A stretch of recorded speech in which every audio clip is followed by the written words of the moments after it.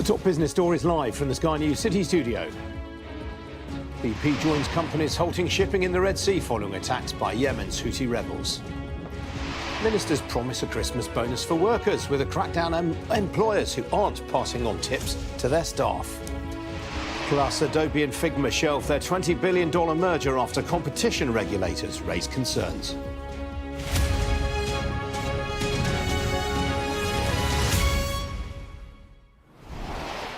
Good afternoon. This is Business Live with me, Ian King. BP this afternoon became the first oil major to pause all shipments through the Red Sea. It follows similar moves from the container shipping giants AP Moller Maersk and Hapag-Lloyd and comes after a number of attacks on vessels by Yemen's Houthi rebels. BP said today that it had temporarily stopped its shipping operations via the Suez Canal, citing safety concerns. Well, joining me now is Salma Cogliano, Associate Professor of History at Campbell University in North Carolina and host of the What's Going On with Shipping Channel. Sal, very good to see you this afternoon. What are the alternatives to going through the Red Sea? Presumably you have to go around the Cape of Good Hope. Thanks for having me, Ian. You're exactly right. You would have to divert almost 3,500 nautical miles around the southern tip of South Africa. That equates to about a 7 to 14-day additional voyage bypassing the Bab el-Mandab. Now, we have had this situation before, most notably in the 80s during the Iran-Iraq war. How long did the disruption last on that occasion? Well, that was a 10-year struggle where we saw 450 tankers get hit, but we didn't see a lot of outside intervention in terms of escorting. It wasn't until very late in that war in 1987 that the Kuwaitis reflagged several of their tankers to the U.S. registry that you saw the U.S., for example, intervene in that conflict. Now, the US is, so we gather, going to offer protection and escorts to some shipping convoys. Is that going to be enough to make a difference, do you think?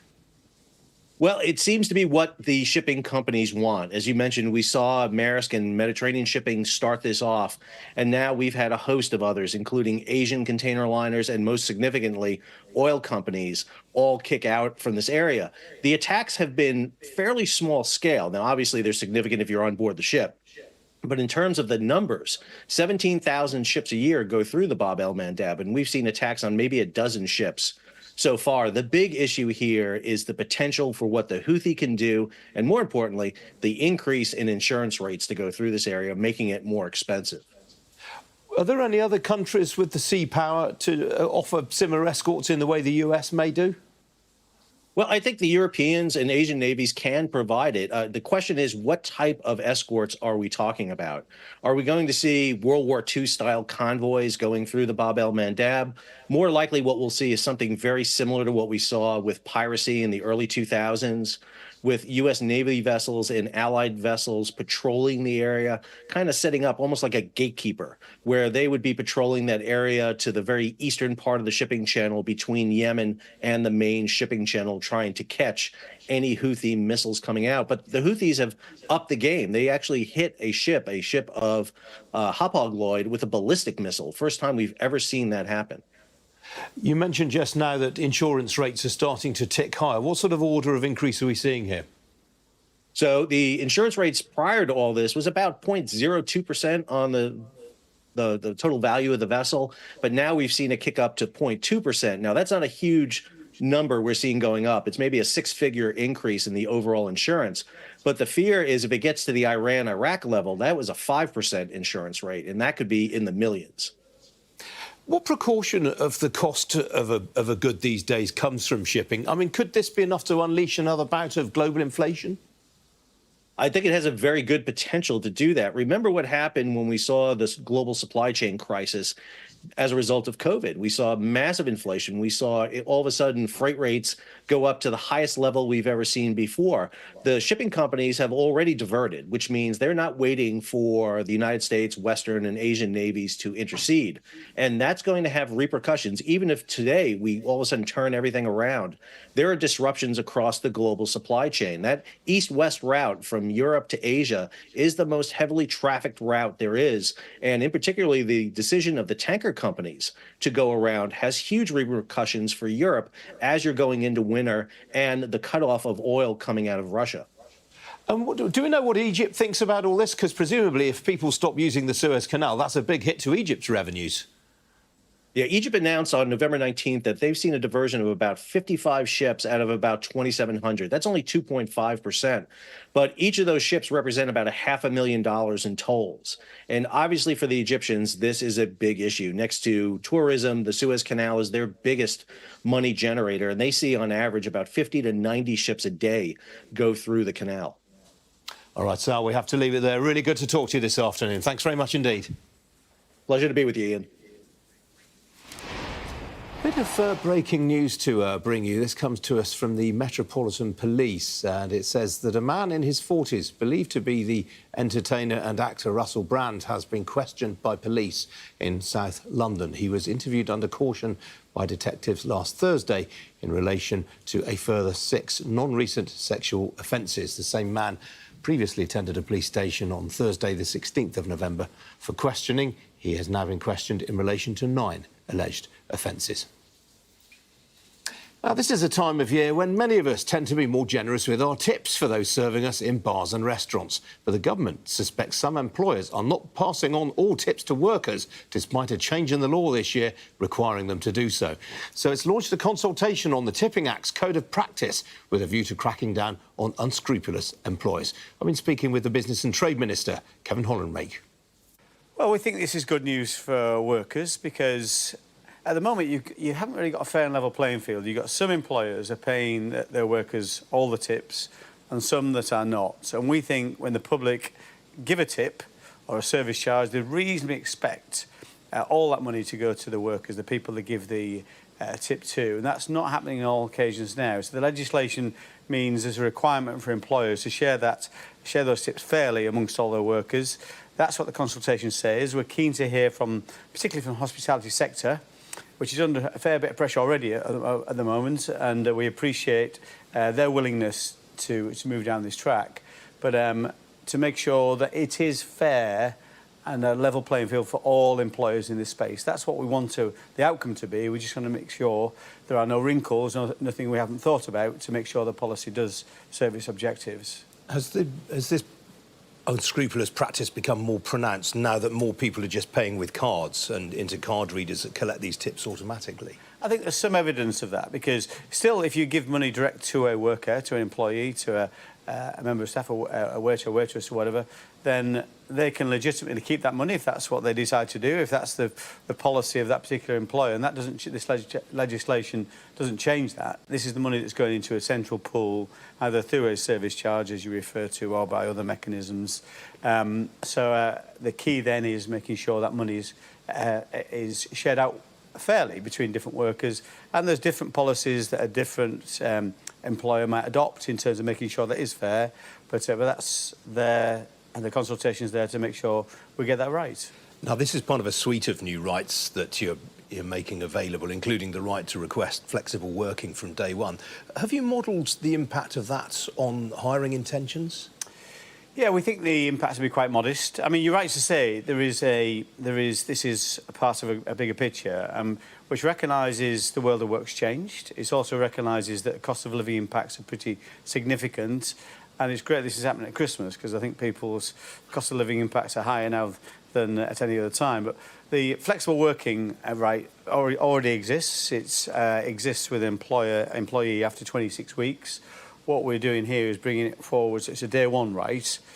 The impact of that, the economic impact, the cost of business is about £5 million a year. It's not significant in the scheme of things, but nevertheless, we wanted to strike a balance. This isn't a right of a worker to insist upon flexible work. This is a right of a worker to request it. So, and the employer has to give that due consideration and can reject it on one of 8 grounds, quite simple grounds to reject it on. And we're always very cognizant of the impact, particularly on small businesses, and these things can often fall more heavily on those small businesses. So it's trying to strike that right balance. And we've also got legislation around things like carers leave. So if you look after a dependent, somebody in their old age, for example, you get a right for 7 days unpaid leave every year. That's another right we're implementing with new legislation. And more protections around redundancy for people who are pregnant and people who return to work after maternity leave. So a good suite of measures that we think have modest impact on business, that make the workplace a more attractive place to be, and that's really important for employers because we want more people to step forward into the world of work because we know that's a big issue for lots of employers. But it's also very good for the workers themselves to strike that balance. Do you worry that people know enough about this? I mean, ACAS has said only two-thirds of workers don't know about these rights. Well, hence me appearing on your show, Ian, and this is really important that we get the message out both to employers and to workers, and there's lots of different people. As part of the work we do, we engage the Flexible Working Task Force, for example, has people like the Federation of Small Business on that panel, Chambers of Commerce, for example, so they'll get the message out as well. So hopefully employers and workers and ACAS and through different unions and other mechanisms, people find out about this and indeed find out the good news that from April next year they're going to get paid a significant amount more. The national living wage goes up by just over £1 next year to £11.44. So good news for workers, but it's important we strike that right balance between workers and employers because we don't want this to cost jobs. Now, separately, you've got another piece of legislation going through the Commons tomorrow. This concerns the Horizon scandal at the Post Office. Yeah, I mean, an horrendous scandal and something I was involved in working on as a backbencher before I became the Post Office Minister. So, yeah, at the moment there's a cut-off date when compensation can be paid by, which is the 7th of August next year. We're planning to extend that, not because we want to delay compensation, not at all. We've made a commitment to really push this compensation through very quickly when we get a valid claim, but sometimes it takes a while to put those claims together. So we don't want this arbitrary date of the 7th of August to stop people getting compensation. And this is something that the person leading the inquiry into the whole scandal, Sir Win Williams, has suggested we do, and we're very keen to follow his suggestions. And before I let you go, your ministerial colleague Lord Callanan has told Sky News today that he doesn't want to see Baroness Michelle Mone return to the House of Lords. Would you agree with that? Well, it doesn't seem as an obvious way back after what's happened on the face of it, but you've got to follow due process, and there are a number of different investigations going on. National Crime Agency investigation. We've got the government looking at some legal action, but also the Lord Standard Commissioners looking at this in terms of what Baroness Mone has done, where that fits with her obligations as a member of the House of Lords, and we'll report accordingly. So we should adopt the presumption of innocence until all those investigations conclude. But on the face of it, these are very serious allegations. Some other business news stories for you now. And Adobe has abandoned its $20 billion acquisition of online design company Figma, following concerns from competition regulators in both the EU and the UK. Well, the UK's Competition and Markets Authority said last month that combining the two companies would threaten competition in product design, image editing and illustration. But Adobe, whose shares have risen by just under 1% on the news, refused to offer remedies to the CMA on the grounds it could offer nothing to the regulator that would retain the benefits of the original deal. US Steel, America's second-largest steelmaker, has agreed to a takeover valuing it at $14.1 billion or $14.9 billion, including debt. The buyer is Nippon Steel of Japan, the world's fourth biggest steel producer, which already has a presence in the US through its ownership of Standard Steel. Well, Pittsburgh Steel, US Steel, has been seen as a takeover target for some time, following a drop in sales and profits. It put itself up for sale in the summer after rejecting a $7.3 billion approach from domestic rival Cleveland Cliffs. Food and household goods giant Unilever is selling Elida Beauty, its non-core beauty and personal care division, to the US private equity firm Yellowwood Partners for an undisclosed sum. Elida Beauty comprises more than 20 beauty and personal care brands, including Brute Aftershave, Q-Tips Cotton Buds, Matey Bubble Bath, Timotei Shampoo and the Pond skincare brand. Well, Unilever first tried to sell the business 2 years ago, but it pulled the sale after failing to attract the offers it had hoped for. It revived the sale process in September this year. And shares of Vodafone surged by nearly 7% at one point today on news it's in talks with several parties over a possible merger of its Italian business or a disposal of it. The news comes after the French telecoms company Iliad proposed a merger of its operations in Italy with those of Vodafone. Under the proposals, the combination would be a 50-50 joint venture. Well, Vodafone's currently the third largest mobile operator in Italy with a 26.1% share of the market, while Iliad is the fifth largest with a market share of 7.5%. Well, still to come here on Business Live. We'll have a look at how the markets are doing this Monday afternoon. Don't go away.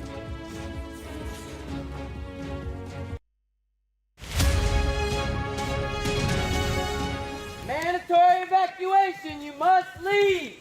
For many people, Harvey is far from over. Christchurch has been changed forever by what happened here. There was a river of blood coming out of the mosque. That's a scene that you don't forget. Ida has certainly left its mark on New Orleans. It just feels heartbreaking. We help you understand the world with us. We are standing on the supply line right into the heart of America's opioid crisis. I've reported from around the world and around the UK. Are you trying to run me over, Sir Philip? No, go away. Look like it, sir. Will you respond to those who made accusations, Sir Philip? Can you go away? Joe Biden knows the celebrations are over, and this is a country in crisis. You don't want to be remembered this way. You always want to be remembered as something positive. It is almost impossible to predict where these fires will go next. This gives you an idea of the strength of those winds, strong enough to bend and twist metal.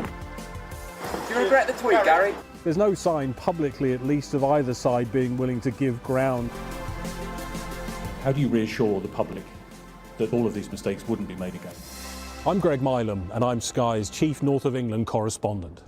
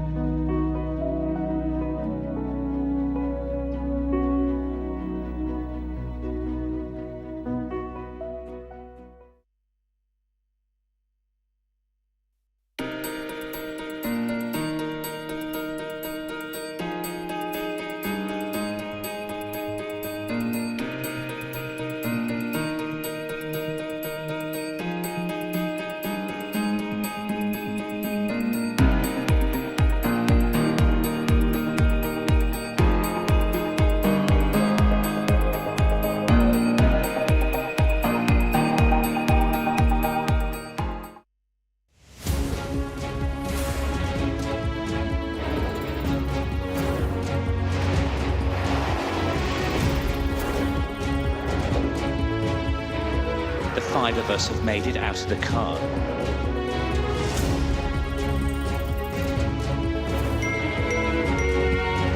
Welcome to Backstage, the film and TV podcast.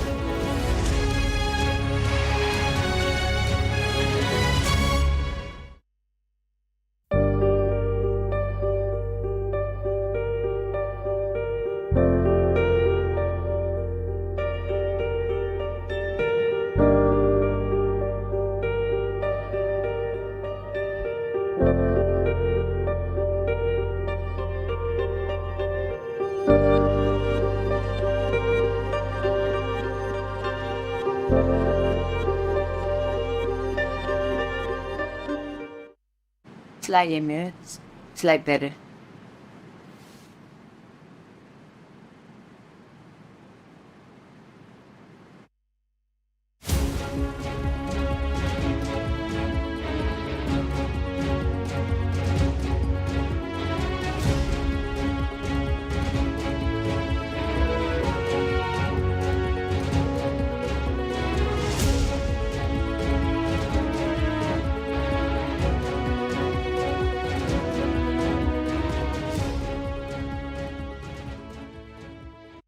Fly Emirates.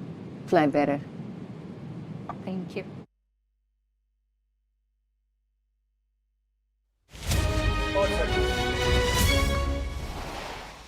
Well, the oil prices rallied this afternoon after BP became the first oil major to reroute shipments through the Red Sea. A barrel of Brent crude will currently cost you $78.53 a barrel. That's up just over 2.5% on the session. To put that into context, it takes the crude price back to where it was on Tuesday, the week before last. On the equity markets, this is how Europe has finished up. All the main indices in negative territory amid reports the European Central Bank may keep interest rates higher than expected for longer. Talking points include the German car-making giants, VW, BMW, BMW and Mercedes. They're all between 1% and 2% lower today following the end of the German government's electric vehicle subsidy programme. Here in London, the FTSE 100 has finished up just exactly 0.5%, helped by some of the energy and healthcare heavyweights. The leading gainer in percentage terms is Entain, which is benefiting from broker comment. Following last week's boardroom shakeout, it's now up 23% since that was announced. GSK is also up 1.75% today following an update on a cancer therapy on which it is working. Among the fallers, the Mexican silver miner Fresnillo is off nearly 5.25%. That's on adverse broker comment, while Croda is off just over 1% after its chief financial officer quit to take up the same role at the engineer Cyrac Sparco. Outside the FTSE, the tech investment firm IP Group is ahead by nearly 6% after beginning a share buyback. On the foreign exchange markets, here's how it's going at the moment. Pound off 0.25% against the dollar, off 0.5% against the euro. Single currency up, meanwhile, 0.25% against the dollar. On Wall Street, the main stock indices have continued where they left off last week and have opened to the upside. Talking points this afternoon include the online luxury goods retailer Farfetch. It's just agreed to a takeover by the South Korean e-commerce bank Coupang. Joining me this afternoon is Michael Brown, Chief Investment Officer at Martin Currie. Michael, good to see you as ever. Let's start with Farfetch because, I mean, this looked like it was on the life support system and yet here come the South Koreans. Well, let's just take a step back. If you're an equity holder, it's over, right? You've been wiped out, completely wiped out. What's happened here is basically a debt-for-debt swap between the South Koreans and the owners of the debts at Farfetch. And by the way, if you're a convertible bond holder, as Richemont is, you've also been wiped out as well. So it's not as simple as it looks. What have we got here? We've got luxury wholesale. That's not what the luxury players want to do. They want to sell their lovely things to you direct. They don't want somebody in between. They want to clear the inventory out of the system so that they can price up and continue. When you want that wonderful brand, Christmas is coming, then you have to pay up for it. And people like Farfetch, those intermediate wholesale retailers, are not where they really want to be. And I think that's, in essence, the problem, coupled with over-expansion, too much debt and all those other things that make retailers go wrong. And, of course, the luxury sector in general has been under a bit of a cloud of late anyway. Hugely. About a third of the demand has always been Chinese. Travellers coming into Paris, coming into London, coming into New York. The numbers are really down sharply. They will recover a little bit next year, but they're down very sharply. Big spenders, and therefore you can't shift your stock. So luxury producers at the moment, actually they're on big discounts relative to previous history. They're still good businesses. They've still got 25% margins. They're getting very interesting, if you ask me, because they're a classic play, if you like, on the second phase of the recovery. You know, that bit what happens after the interest rates are cut, which we're going to see next year, the bit that happens when we start feeling a little bit better, it's going to happen after next year. That's where you want to be involved. It's an interesting area, I think, at this point in time. Okay. Are you looking at any bargains then in particular? Well, I think Kering is cheap. It's perennially cheap because you've got the whole Gucci reorganisation process going on at the moment. The other one that catches my eye at the moment is Moncler. It's a really high-quality brand, very good inventory positions. Again, attractive right across the board. That could be a stock of interest going forward as well. And it's snowing like crazy in the Alps. That's good news for the skiers among us. Absolutely. What about the broader retail sector right now? What are you picking up as we approach Christmas? Well, I mean, it's kind of like a bit left, go right, go right, go left. It's kind of, where are we at this point in time? I have to confess, I've spent quite a lot of time on a lot of high streets in the last couple of weeks, and it looks quiet.